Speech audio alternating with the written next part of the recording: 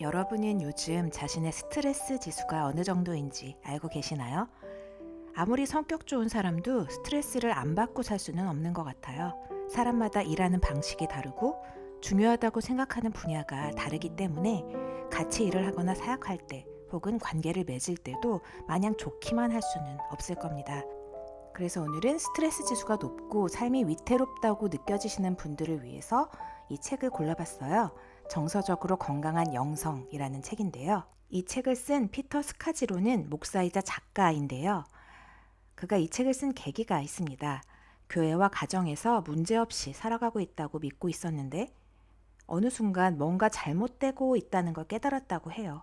왜 우리도 이럴 때 있잖아요. 뭔가 잘못되고 있는 것 같은데 그냥 외면하고 가고 있을 때, 위태위태한데 뭘 해야 될지 모를 때, 이런 생각이 들었을 때 자신을 돌아보고 조치를 취할 수 있으면 좋은데 작가는 그렇게 하지 못하고 교회 사람들뿐만 아니라 사랑하는 아내와의 관계까지 악화됐다고 합니다.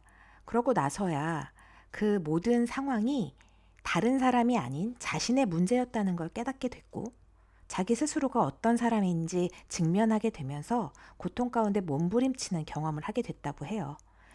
그리고 그 고통에서 빠져나오는 과정, 회복되는 과정을 은혜로 체험하면서 그 과정을 쓴 책이 바로 정서적으로 건강한 영성이라는 겁니다. 피터 스카지로는 뭔가 잘못됐다고 우리가 인식할 때 느끼게 되는 몇 가지 조짐들에 대해서 설명을 해놨어요. 그 핵심은 자신의 감정을 무시한다는 데 있었습니다. 분노, 슬픔, 두려움 같은 감정, 자신의 내면에서 일어나는 욕구에 대해서 부정하고 타인과의 갈등을 회피하면서 해결하지 않고 위태위태하게 계속 간다는 거예요. 그런 상태에서 다른 사람을 판단하고 스스로는 돌아보지 않고 반성하지 않습니다. 그런 상태가 계속 되고 있다는 건 정서적으로 굉장히 위험한 상태라는 거죠. 이런 부분은 우리 안팎에서 우리를 공격하는 악의 힘과 강도를 과소평가하기 때문이라고 책에는 쓰여 있습니다. 사탄의 영역이 있다는 거죠. 이 책에서는 요한계시록에 표현된 대로 짐승이라는 단어가 나와요. 하나님은 요한계시록을 통해 그리스도와 짐승 사이에 타협점이란 없다고 분명히 밝히신다. 단 하나의 선택만 있을 뿐이다. 세상과 타협하여 짐승의 문화에 흡수되든지 아니면 거기서 나와 우리의 말과 삶으로 참 진리가 무엇인지 증명하는 것이다. 정서적으로 건강한 영성에 대해서 얘기하는데 뜬금없이 사탄에 대한 얘기가 나오니까 당황스러우신 분들도 계실 텐데요. 요한계시록에서 이 짐승의 배후에 엄청난 용이 있는데 이것은 사탄의 세력을 상징하는 것이고 그 세력은 가능한 모든 수단을 이용해서 믿는 자들이 그리스도께 등을 돌리도록 한다는 것입니다. 우리의 삶에서 위험이 감지된 순간이 바로 그때일 수 있다는 거죠. 그러면서 작가는 현대사회에서의 짐승은 세대의 문화를 통해 표현되고 있고 이 짐승과의 영적 전쟁에서 반드시 이겨야 함을 강조하고 있습니다. 오스 기니스에 따르면 자본주의와 기술문명, 대중매체의 영향으로 우리 안에 이제껏 없었던 가장 강력한 문명, 글로벌 문화라고 표현이 되어 있는데 이 글로벌 문화가 오늘날 우리를 삼켜버리려고 위협하는 짐승이라고 표현이 되어 있습니다. 요즘 말하면 유튜브, 인스타그램, TV, SNS 이런 걸 다 포함하고 있는 것 같은데요. 이런 글로벌 문화들이 어떤 식으로 접근을 하냐면 행복은 자기 자신이 가진 것에서부터 비롯된다고 속이고 최대한 신속하게 많은 것을 갖추어야 한다고 말합니다. 삶의 안전은 돈과 권력, 지위, 건강에 있다고 하면서 무엇보다 즐겁고 편안하고 안락한 쾌락의 삶을 추구하게 만든다는 거죠. 그리고 절대적인 도덕 같은 건 없다고 하면서 진리라고 믿는 것은 뭐든 진리가 될 수 있다는 다원주의와 상대주의를 주장합니다. 기독교도 여러 영성 중에 하나일 뿐이라고 말하는 거죠. 자기 자신 외에는 누구도 책임질 필요가 없다고 속입니다. 그리고 이 모든 것의 기저에는 천국을 부정하고 이 땅에서의 삶이 전부라고 속삭이고 있는 거죠. 그 속에서 살아가는 우리들, 현대인들은 이미 사탄의 계략에 피폐해져 있는 상황인지도 모르겠습니다. 여기서 작가는 짐승의 불꽃이라는 표현을 써요. 짐승의 불꽃이란 우리 안에 깊이 자리 잡은 두려움이나 불신앙, 아집, 완고함, 거역하는 마음을 말하는 것이다. 우리 내면의 상태가 불안할 때 우리는 자기 자신을 돌아보고 직면해야 하는 필수적인 과정을 거쳐야 하는데 이걸 할 필요가 없다고 거부하는 거죠. 그것이 두려움이든 불신앙이든 아집이든 간에 결국 그것은 회피하는 것이고 하나님과 마주하길 두려워하는 것이라고 할 수 있다는 것입니다. 우리는 내면에서 무엇을 보는가? 대부분은 내면을 들여다보는 것조차 두려워한다. 우리는 하나님 뜻이 이루어지는 것을 두려워한다. 그분이 무엇을 언제 어떻게 하실지 그 결과가 어떻게 될지 전혀 통제할 수 없기 때문이다.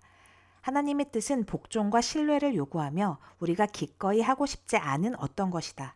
인간은 틈만 나면 교만해지는데요. 자기 자신뿐만 아니라 다른 사람, 어떤 상황까지 통제하려고 하는 욕구가 있죠. 그게 권력인 거고.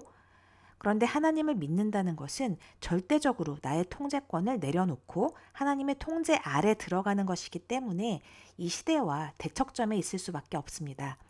이 부분을 내려놓고 하나님의 뜻대로 복종하면서 그분을 신뢰해야 하는데 이 시대는 그렇게 하는 걸 마치 비굴한 것처럼 취급하고 비웃고 있기 때문에 이 짐승이 만들어 놓은 책에서 표현한 이 짐승이 만들어 놓은 문화 속에서 살아가는 인간들은 정서적으로 혼란스러울 수밖에 없다는 것입니다. 인간은 하나님이 자신을 닮도록 창조하셨기 때문에 그 절대적인 하나님의 원칙과 사랑을 DNA로 갖고 있어요. 그런데 현대사회에서 그걸 자꾸 부정하니까 사람들은 휩쓸려 가면서 뭔가 이상하다는 생각을 자꾸 하게 되고 허무함을 느끼게 되는 거죠.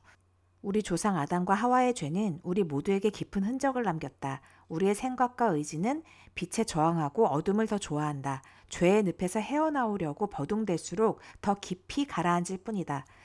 거기서 탈출하는 유일한 길은 진창 바깥에 서 있는 능력자들의 손길을 붙잡는 것이다. 오직 우리를 위해 십자가에서 죽으신 예수님만이 우리와 하나님 사이에 서서 우리를 죄의 늪에서 끌어당길 수 있다.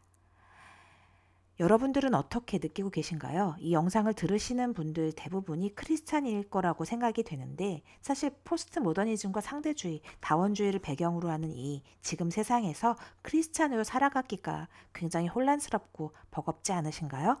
하나님을 믿는 삶이라는 것이 어떤 것인지 자주 생각하게 됩니다. 그래서 오늘 읽은 부분 중에 그리스도와 짐승 사이의 타협점이란 없다는 부분이 제 양심을 비추더라고요. 제가 타협하고 있는 부분이 뭔지 돌아보고 버려야 할 건 버릴 때가 된 게 아닌가 생각하게 됩니다. 우리가 개인적인 삶 속에서 지치고 힘들 때 여러 관계에서 위험 신호가 감지될 때가 있잖아요.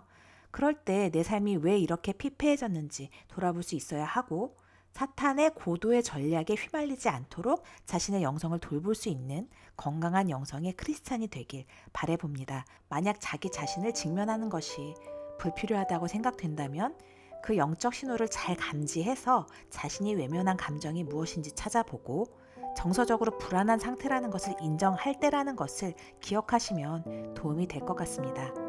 오늘 정서적으로 건강한 영성이라는 책을 통해서 우리가 영적으로 위기에 처했을 때 어떤 감정을 외면해 왔는지 그리고 그 상황 속에서 사탄이 어떻게 개입했는지 또 어떻게 해결해야 되는지에 대해서 정리해봤습니다.